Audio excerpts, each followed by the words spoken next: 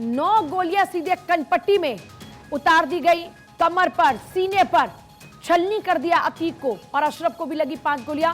एहतेशाम सिद्दीकी मेरे साथ, मेरे सहयोगी इस वक्त जुड़ रहे हैं। एहतेशाम, दोनों सुपुर्दे खाक हो चुके हैं, अब हमेशा हमेशा के लिए नामो निशा मिट चुका है, लेकिन पत्नी अब तक फरार है। पूजा, देखिए दोनों सुपुर्दे खाक हो चुके हैं, लेकिन सुरक्षा व्यवस्था अभी भी हाईटेक बनी हुई है। लगातार मुख्यमंत्री योगी आदित्यनाथ अपने 5 कालिदास आवास से मॉनिटरिंग कर रहे हैं।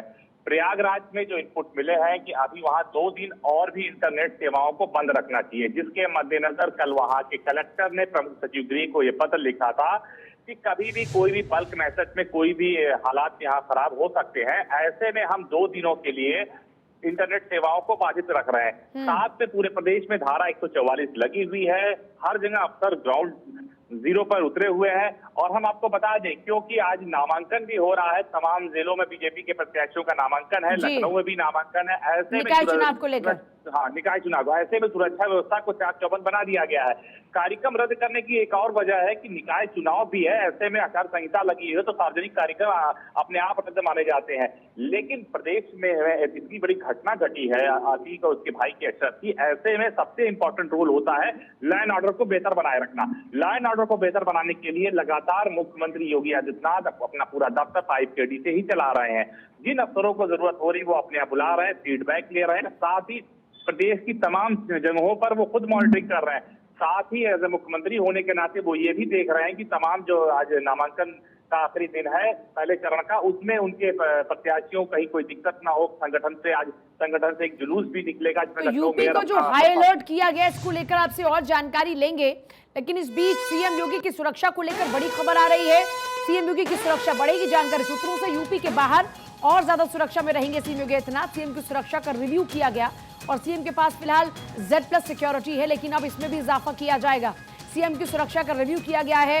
देखिए, कर्नाटक चुनाव में प्रचार के दौरान में उनकी सुरक्षा बढ़ेगी, क्योंकि देखिए आप जानते हैं कि कर्नाटक में चुनाव है 10 तारीख को, और उससे पहले ताबड़तोड़ चुनाव प्रचार योगी आदित्यनाथ करते नजर आएंगे और ऑन हाई डिमांड रहते हैं योगी आदित्यनाथ। ऐसे में यूपी के बाहर और ज्यादा सुरक्षा बढ़ाई जाएगी। पहले इसको लेकर ज्यादा जानकारी एहतेशाम से ले लेते हैं। एहतेशाम, Z+ सिक्योरिटी ऑलरेडी है, लेकिन अब इसमें भी इजाफा किया जाएगा। सीएम योगी आदित्यनाथ कर्नाटक में चुनाव प्रचार करेंगे तो उनके पास और बड़ा सुरक्षा का घेरा होगा। यार देखिए, कर्नाटक से बहुत ही ज्यादा डिमांड आ रही है उत्तर प्रदेश के मुख्यमंत्री योगी आदित्यनाथ की, और जैसे ही यूपी में माफियाओं का सफाया होने लगा है और योगी आदित्यनाथ ने साफ तौर से कहा था विधानसभा के सत्र के दौरान हम एक माफिया को मिट्टी में मिला देंगे। ऐसे में बीजेपी के लिए वो एक TRP बेस्ड मुख्यमंत्री है और लगातार उनकी डिमांड बढ़ती चली जा रही है। हर विधानसभा क्षेत्र में कर्नाटक में 2 से 3 रैलियों की डिमांड आई हुई है। तकरीबन 40 से ज्यादा मुख्यमंत्री को वहां रैली करनी है। ऐसे में उनकी सीएम ऑफिस में बाकायदा उनकी सिक्योरिटी का रिव्यू किया, उनको Z+ सिक्योरिटी मिली हुई है, लेकिन यहाँ से काफी जवान, काफी पर्सनल सिक्योरिटी स्टाफ कर्नाटक को भेजने की तैयारी चल रही है, क्योंकि चुनाव प्रचार में कोई भी लेफ्ट नहीं देखना चाहती यूपी सरकार। ऐसे में सीएम की सिक्योरिटी यहाँ पे बहुत सख्त है, लेकिन जो चुनाव प्रचार में वो जाएंगे वहां भी सुरक्षा व्यवस्था सख्त करने का निर्देश दिया गया है। और यहाँ तक प्लान हुआ है कि जो उनकी गाड़ियां हैं, जो रूट प्लान है, वो सारे यहाँ से तैयार कर लिए जाए और यहाँ से पूरा एक चार्ट वहां भेज दिया जाए। साथ ही शिफ्ट वाइज जो जवान ड्यूटी में लगाए जाने हैं वो भी वहां भेजे जाए। यहाँ से तेज तर्रार अफसरों की टीम भी वहां रवाना की जाएगी।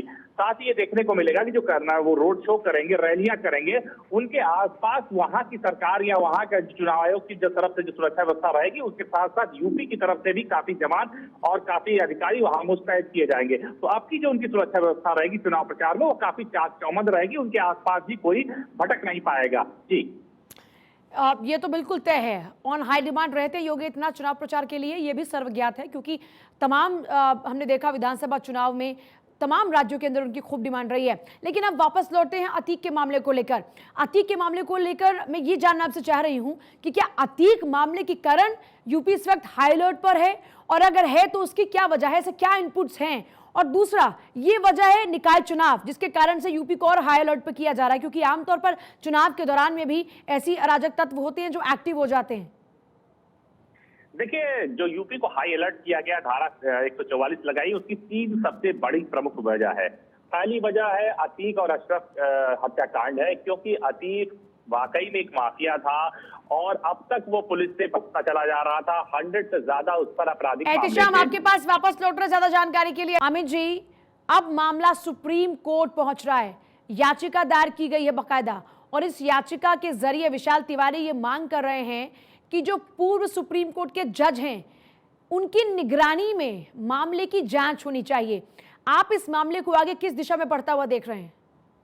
पूजा, देखिए, जितने भी इस तरह के मामले हुए हैं, यानी पुलिस की निगरानी में जो भी हत्याएं हुई हैं और जिस तरह पहले भी इनकाउंटर पर सवाल उठे हैं, उसको लेकर ये बात लगभग 3-4 दिनों से चल रही थी कि कोई व्यक्ति सुप्रीम कोर्ट जाएगा। और आप देखें, आज विशाल तिवारी की तरफ से एक याचिका दायर की गई है और इस पूरे मामले की जांच की मांग की जा रही है। और वो मांग विपक्ष की तरफ से जो आवाजें लगातार, आप देखें, अतीक की जो हत्या हुई है उस हत्या के बाद से लगातार जिस तरह से विपक्ष के नेता इस विषय में काफी एग्रेसिवली अपनी बात रख रहे हैं, तो वो कहीं ना कहीं उस दिशा में पहले ही सूचित हो रहा था कि ये मामला सुप्रीम कोर्ट जाएगा और कोर्ट में इस मामले की पूरी इंक्वायरी की मांग की जाएगी। और हुआ भी वही ऐसा ही। कुल मिलाकर अब ये लग रहा है कि इस मामले में जो भी चीजें हैं वो पूरा ट्रांसपेरेंट तरीके से बाहर आए और उसको जनता जानना चाहती है कि आखिर जब पुलिस की सुरक्षा में हथकड़ी लगी हुई थी अतीक और उसके भाई अशरफ को, तो वैसी सूरत में कैसे मीडिया इंटरेक्शन हुआ। क्योंकि एक बात साफ है, कोर्ट ने भी कहा है कि जो अंडर ट्रायल होता है पूजा, उसका मीडिया इंटरेक्शन नहीं होता है। तो मीडिया कैसे उससे सवाल जवाब कर रही है, कैसे इजाजत दी गई और मीडिया में ही छुप के कैसे हत्यारा आया, ये तमाम चीजें ऐसी हैं जो एक के बाद एक कड़ी की तरह है। और उसको सिर्फ और सिर्फ जो विशाल तिवारी की मांग है कि कोर्ट की तरफ से ही इस मामले को मॉनिटर करके सुलझाया जा सकता है और तभी दूध का दूध और पानी का पानी होगा। क्योंकि इस विषय में जितनी संदिग्धताएं उठेंगी उतने ही सवाल उठेंगे और ये सारे सवाल कहीं ना कहीं प्रशासन पर उठ जाएंगे। जो प्रशासन ये दावा करता आ रहा है कि यूपी में बहुत कानून व्यवस्था स्वच्छ तरीके की है, तो वैसे में लोगों के मन में जो शंकाएं हैं, आशंकाएं हैं और खासतौर से आम लोगों के मन में जो सुरक्षा की भावना है वो असुरक्षित ना महसूस करें। अस्मित, आप इस वक्त कसारी मसारी कब्रिस्तान पर हैं, यहीं पर ही बाप बेटे चाचा तीनों सुपुर्दे खाक हुए।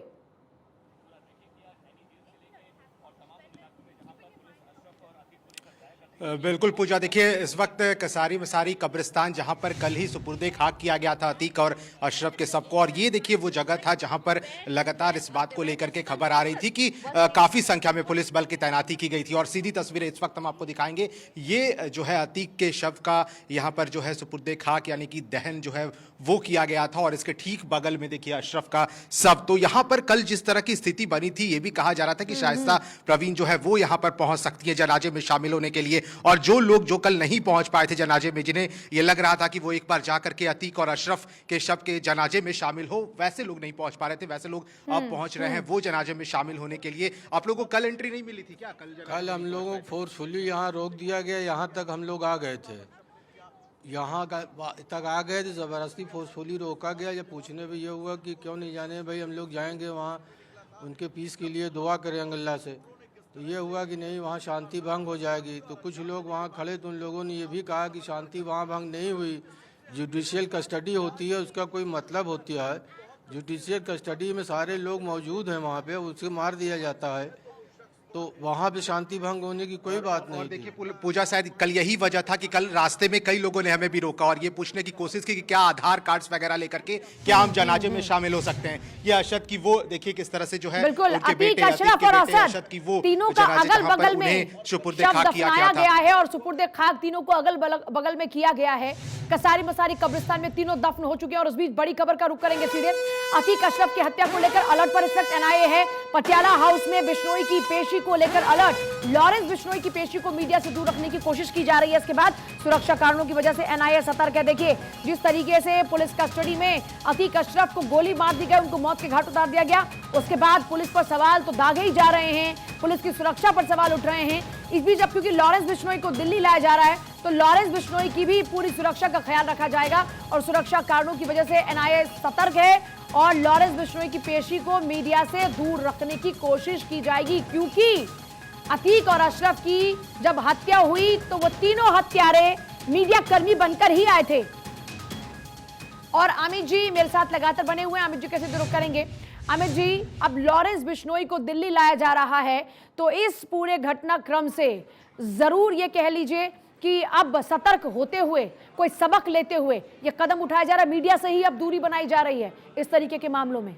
बिल्कुल, और जो एक गाइडलाइन जारी हुई है और जिस तरह से कल प्रधानमंत्री ने खुद इस विषय पर संज्ञान लिया था कि मीडिया के लिए, उसकी सुरक्षा के लिए कैसे एक गाइडलाइन हो, किस तरह जब इस तरह के अब हालातों में मीडिया और पत्रकार कवर करने जाते हैं तो उनके लिए विशेष तौर पर सुविधाएं क्या हो और उनके विशेषाधिकार क्या हों, क्योंकि इस तरह कोई व्यक्ति जो संदिग्ध हो वो मीडिया के रूप में आना जाए। दूसरी तरफ जो बात सामने आई है लॉरेंस बिश्नोई को लेकर एक सूत्र ने हमें इस विषय में जानकारी दी है कि उसकी भी भूमिका हो सकती है, क्योंकि सिद्धू मूसेवाला की जिस गन से हत्या हुई थी पूजा, उसी गन का इस्तेमाल किया जा रहा है अतीक की हत्या में, तो ये कोरिलेट भी हो सकता है। पुलिस इसकी छानबीन में और पता करेगी, तहकीकात का ये विषय है। लेकिन फर्स्ट इंफॉर्मेशन जो हमारे पास आई है, प्रथम दृष्टया जो इंफॉर्मेशन है, उसमें इस बात की तस्दीक कहीं ना कहीं हो रही है कि जो जिस तरह साबरमती जेल से लेकर प्रयागराज तक अतीक आता था, उसकी रेकी होती थी और उसमें एक सनी नाम का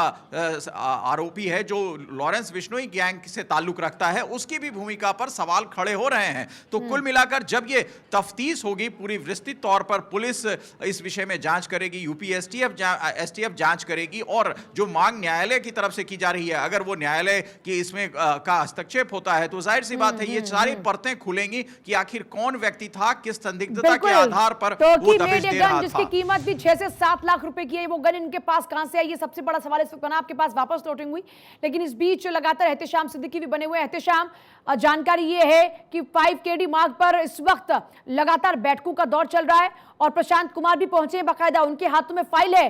क्या कुछ चर्चा संभव है?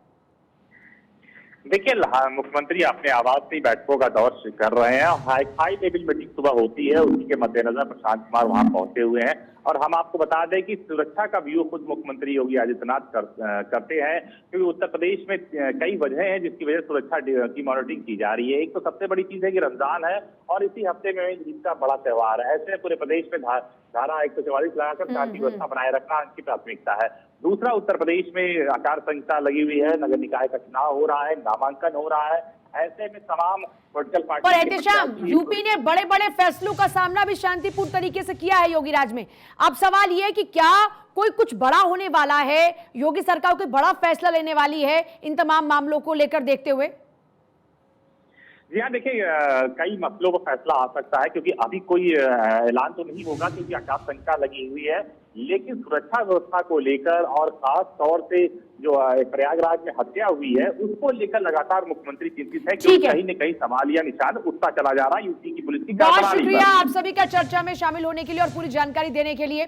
देखिए, कुल मिलाकर कहा जाए तो जिस तरीके से उत्तर प्रदेश में ये पूरा घटनाक्रम घटा है, उसके बाद यूपी की पुलिस सवालों के घेरे में आ गई है और सवाल ये उठ रहा है कि कैसे पुलिस की कस्टडी में ही किसी की हत्या कर दी जाती है। ये अपने आप में बड़ा मामला हो जाता है, जिसके बाद से लगातार मुख्यमंत्री योगी आदित्यनाथ बैठक ले रहे हैं और इन बैठकों में तुरंत फीडबैक मांग रहे हैं जो भी यूपी में चल रहा है। इस वक्त आगे बढ़ेंगे।